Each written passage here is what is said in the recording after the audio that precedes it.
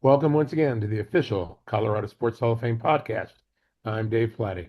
And I'm Jim Saccomano. We are your co hosts with over 90 years of experience counting together working in Colorado sports.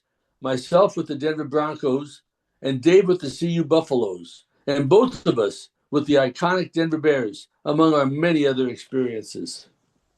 We have been revealing 150 significant moments in Colorado sports history.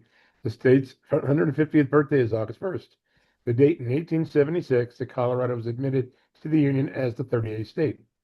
A veteran committee ranked those top 50 of those moments, all called from over 2,000 have been collected. Those are ranked by 19 people with over 800 years combined of covering and/or working in Colorado sports. We are now into the top 10 of those moments, as we have covered numbers 11 through 150 in our previous podcasts. The top 50 moments were debated and then ranked by the committee. For numbers 51 through 150, we covered all areas of the state and most, if not all, sports, but all were still very significant moments.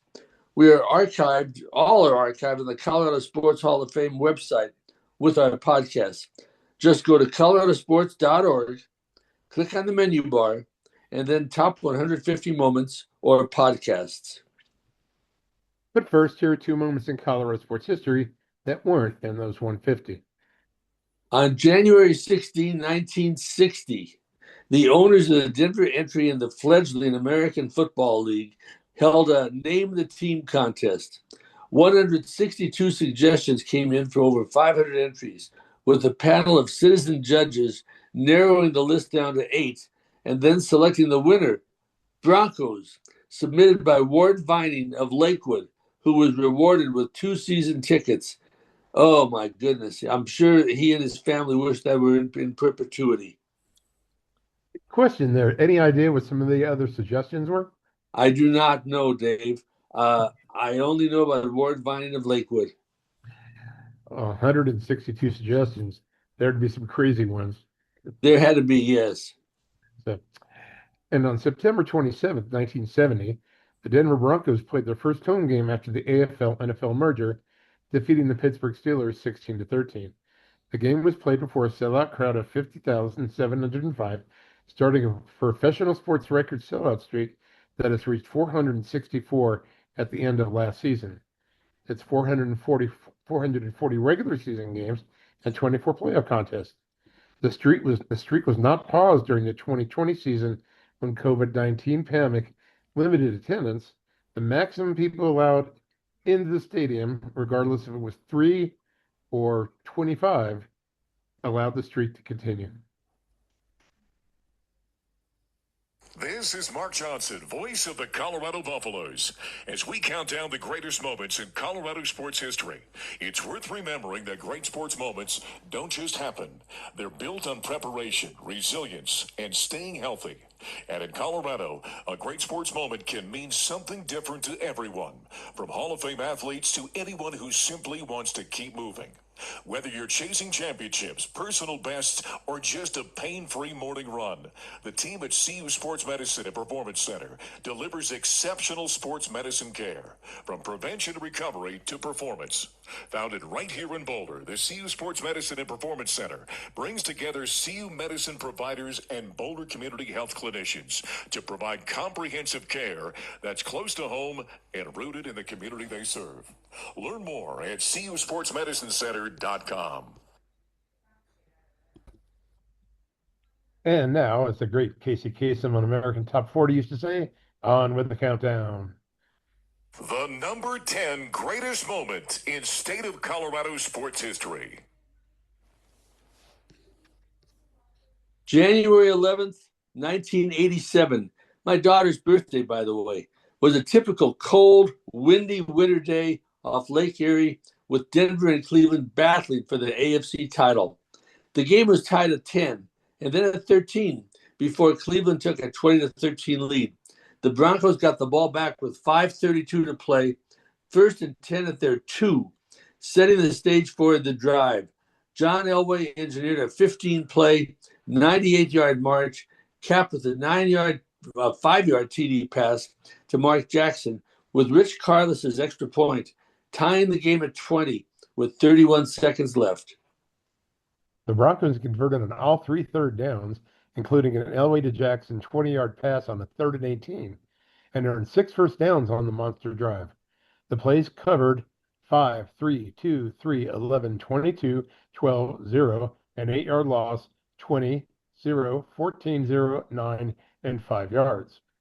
In the overtime, the defense forced the Browns into a 3-and-out, with Carl Mecklenburg making a key 3rd down stop, and the offense took over at the Bronco 25.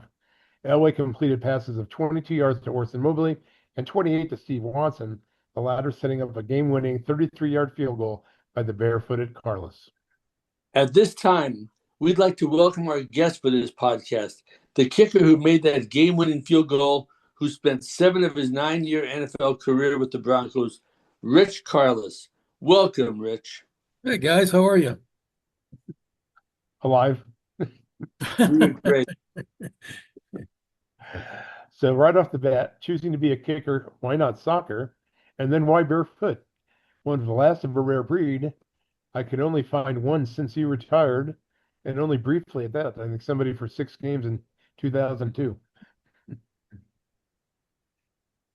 Well, for me, it was never playing soccer, and going out for football my senior year in high school, and mostly liking to punt. And them saying, "Hey, can you kick too?" I'm like, "I don't know. I can try." Of course, we didn't win very many games that year, so it didn't really matter. But I liked it enough that I decided I'd try it in college, and I walked on as a punter at the University of Cincinnati. And then by spring ball, they said, "We got enough punters. How about if you just work on your kicking?" And so I was like having to catch up in a hurry. I'd seen Tony Franklin kicking barefoot at Texas A&M, just gave it a shot. And what I found out was if I hit it good, it went far. Hit it bad, it hurt.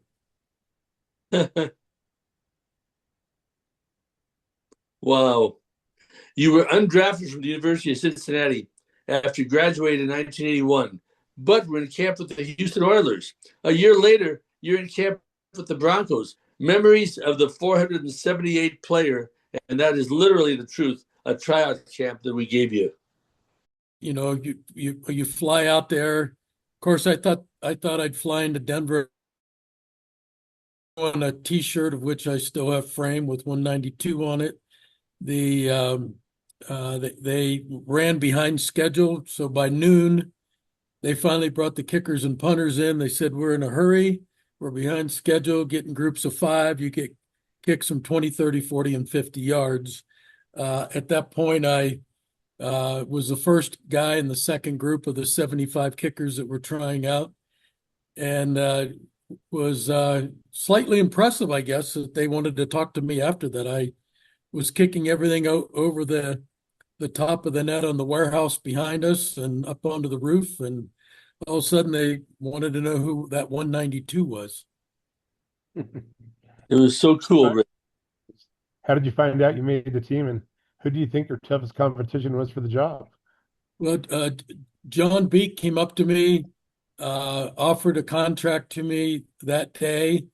I waited a little bit because I was asking for an outrageous sum of $500 for a signing bonus so I could pay for my airline ticket and my hotel room while I was in Denver. John Beek finally relented after a week and coughed up the 500. Came to camp, kicked against 3 or 4 other guys.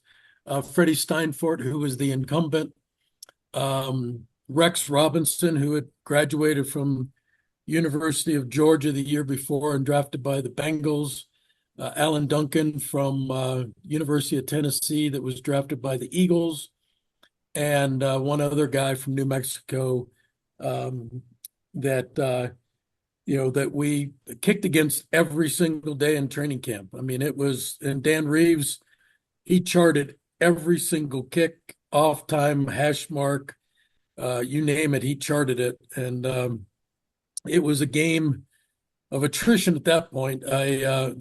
They really, I think, wanted Rex Robinson to have that job. But we did a scrimmage at Jackson Field and Greeley.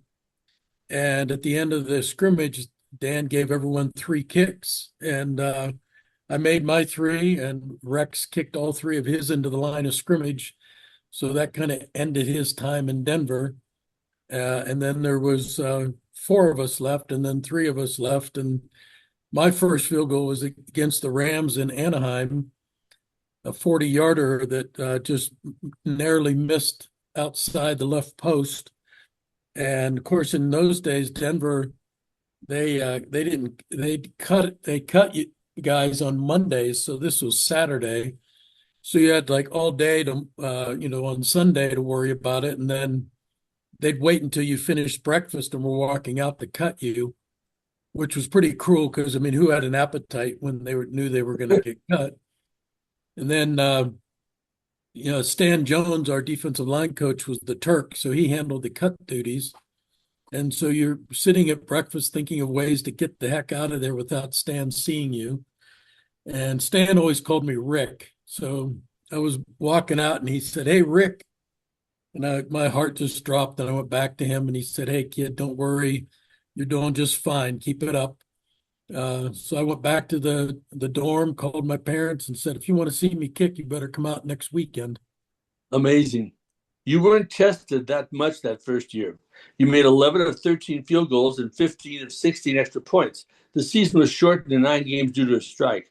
Recall how frustrating that was, being a rookie, and did you feel you'd have to earn the job all over again? Well, that was tough because, you finally make the team, you play 2 games, you go on strike for 8 weeks without a paycheck. And, the paychecks weren't that enormous back then. So I had about $5,000 in my bank account, not knowing how long I needed to make it last. My agent was a good friend with Carl Shearer at the Nuggets, and he was primarily a basketball agent. And so he called Carl and said, "Hey, give this kid something to do." And so I was actually helping sell season tickets for the Nuggets during the football strike in '82. The I finished the year. I think I ran off, 13 straight field goals or something. At that time, it was an NFL rookie record, I believe. And then go back and have to compete again the next year. But it seemed like the coaching staff was pretty satisfied with the product they saw, and so they didn't bring a whole bunch of guys in. I think they brought 1 or 2 guys in to compete. So I was fairly confident that I finally figured out that I think I can play in this game. I think I can compete. So it was that second year wasn't as near the pressure that first year was. Now, I wonder if Monday morning water cooler after you made that game-winning field goal, how many people were saying, that's the guy that sold me my Nugget season ticket. So, yeah, I know I got a lot of phone calls from people wanting tickets after that. That's for sure. so the Broncos go 13-3 in 1984, but lose to Pittsburgh by a touchdown in the first round of the playoffs. Regardless, reaching the postseason is the goal of all players. How did this one prepare you for some pressure kicks that were coming down the road? Well, that year was, '84 was a really good year for me, with the exception of two games, one against the Seahawks and one against the Chiefs, where I hit uprights in those games. I made Drew Litton famous, and those were a couple of really sleepless nights because I was cruising that season, feeling really good about my kicking and just one of those weird things that could happen in your career where you hit the upright and you lose the game against Seahawks at home, and then you go out to Kansas City and you hit the left upright from about 43 yards out, and you go, "What in the heck is going on? How could that karma be so bad?" But we made the playoffs. Obviously didn't play very well against the Steelers that year, but I think that it certainly validated the trade for Elway in 1983. That was my follow-up question, that cartoon. Did you find it funny at the time? I mean, it's hard not to laugh seeing a goalpost with 6 prongs like a fork.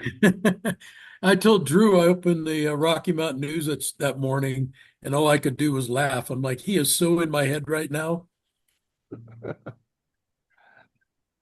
Okay, time to revisit our number 10 moment in state sports history in what became known as the drive.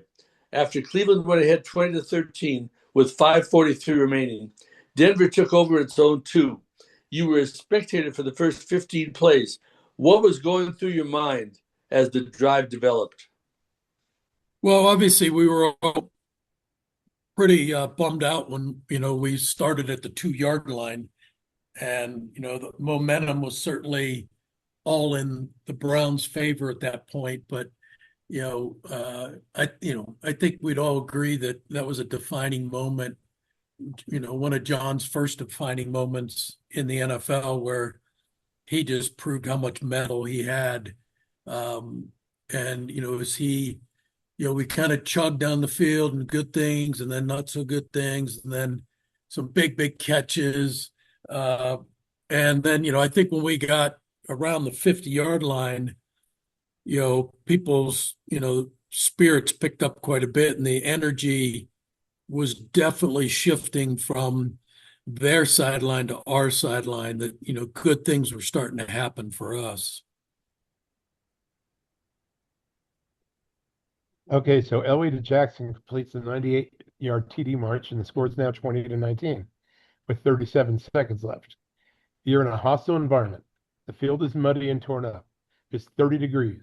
The wind is gusting 15 to 20 miles per hour, and the wind chill is -5. And you're kicking barefoot. NBC's Dick Enberg says to the world after the touchdown, and now the pressure shifts to the barefoot of Rich Karlis to tie.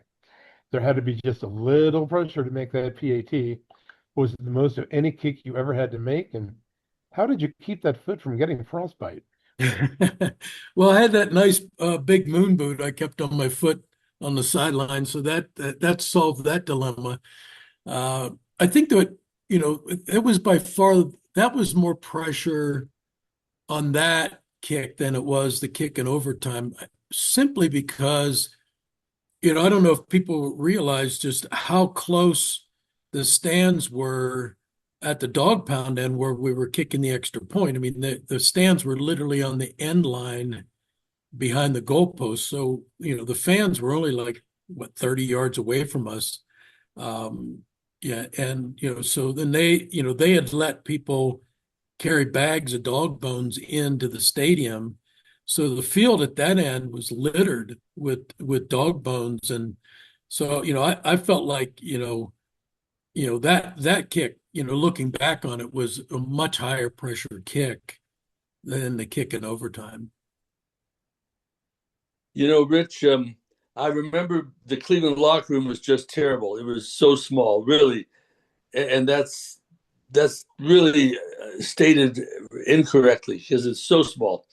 And you dressed up, and you were standing outside the locker room. And I was with you, and you said, "I don't know. I just feel like it's going to come down to a kick." And of course, it did. And the Ohio guy made it, and it was great. It was great. Overtime, the Broncos defense slams the door on the Browns offense, takes over at their own 25 and drives to the Cleveland 15. You're called up to kick a 33-yard field goal to give Denver the AFC championship. If you look at the game on YouTube, like a pitcher who hasn't allowed a hit, it seemed like you were left alone. Gary Kubiak walked right by you. Maybe not the ultimate pressure kick with the game tied, but right up there. Well, I think the toughest thing about that kick at that other end of the field, there was probably 60 yards of grass, or the equivalent of green dirt behind that goal post. So there was a lot of room behind it. But that end of the field also was just painted green sand. It was like kicking out of a sand trap, and we had gone out to set up the spot, and I went to clear a spot and I made a hole. So I pushed the sand back, and we were just like, let's just go for it. And I never really was a guy that hooked the ball, but the the conditions were just such that when you planted, that left foot just kind of slid in that sand. So I ended up closer to the ball than normal. And I think that's why that ball had that right to left movement on it. A lot of Cleveland fans are convinced it was a miss. But if you look at the referee that's under that upright, he didn't hesitate, to put his arms up and, consider it good. No, either that or he was so freezing cold, he just wanted to go home. I couldn't tell. Maybe you got hit by a dog bone. So you make the kick, your ninth straight field goal at the time, by the way, and you immediately got piled on by what appeared to be at least 10 players. Ever get piled on any other time in your career like that? That has to be a special That memory. never happened to me before. And, Coop was funny. He'd say, "Hey, after you make this, I'm going to jump up in your arms." And so the kick goes through. I look, and Coop's sprinting to the sidelines. So Rick Dennison's looking at me, and I end up jumping up into Rico's arms. He fell back on top of me, so we were face mask to face mask while everyone piled on top of us. And I just remember saying to Rico, I'm like, "Rico, I can't breathe. You got to get off me." He says, "I can't move either." Yeah, that's what Cordell Stewart said to Michael Westbrook after the miracle in Michigan. Westbrook was the first on him, and then like 10 guys pile on, and Cordell's like, "I can't breathe."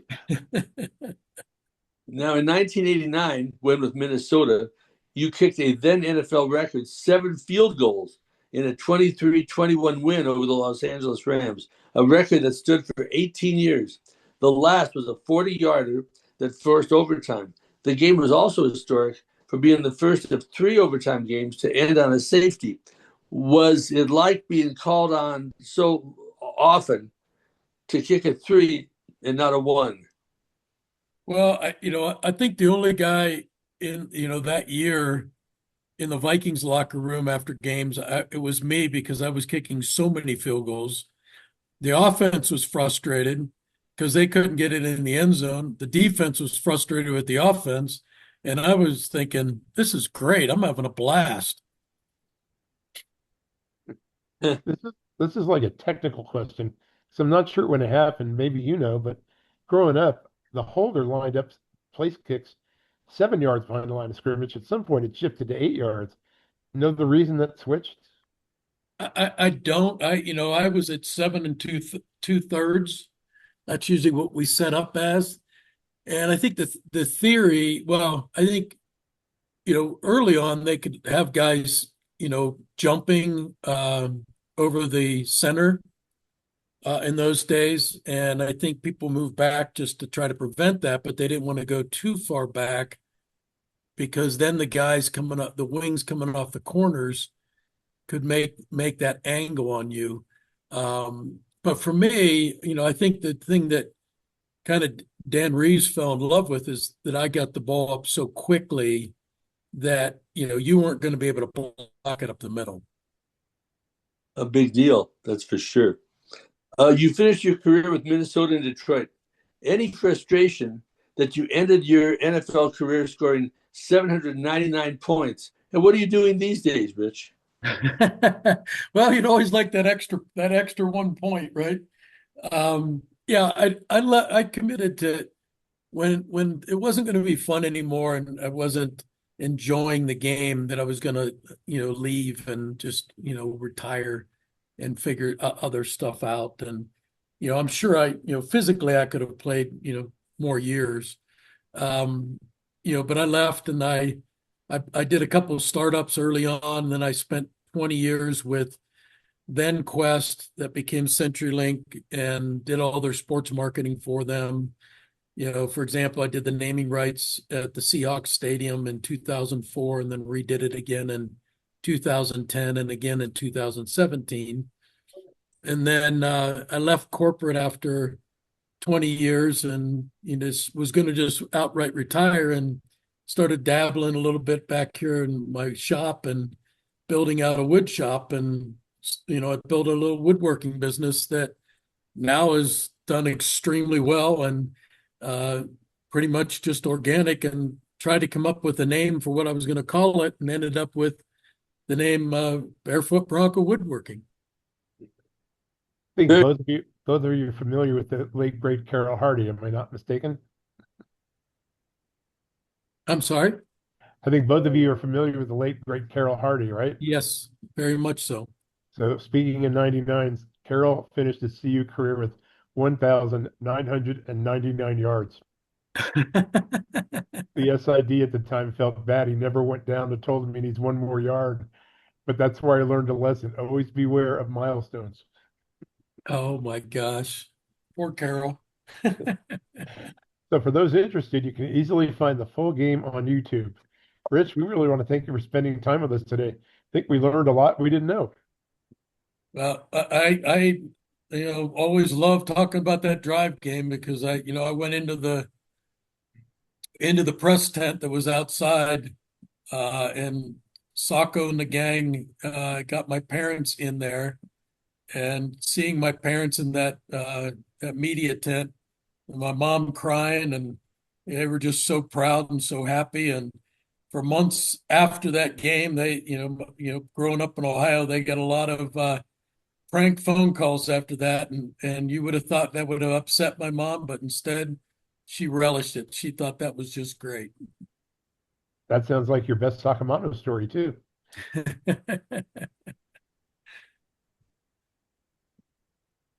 Rich was great. Rich was one of the guys when my father passed away. Rich sent flowers. I'll never forget it. Yeah, well, Sacco was always pretty special to me. He treated me right, and I tried to always make sure I treated him well. And You were the best. we both share the thrill, for me at least, of being a kicker that made the cover of Sports Illustrated back in the day. So Yep, that's right. that was a pretty doggone special moment. Well, thanks again, Rich. Thanks, guys. We'd like to thank our sponsors, Passage Ace at 10th and Pearl Street in Boulder, CU Sports Medicine, the Colorado Collegiate Chronicle, produced by occasional co-host and executive producer Tim Simmons, and the voice of the Buffaloes, Mark Johnson, for introducing each moment's number. We do hope you're enjoying our podcasts, reminiscing with our trips down memory lane in the state's sports history. That's a wrap on our 38th podcast. A reminder that the Hall of Fame offers tours of its museum and the stadium, as well as Empower Field at Mile High.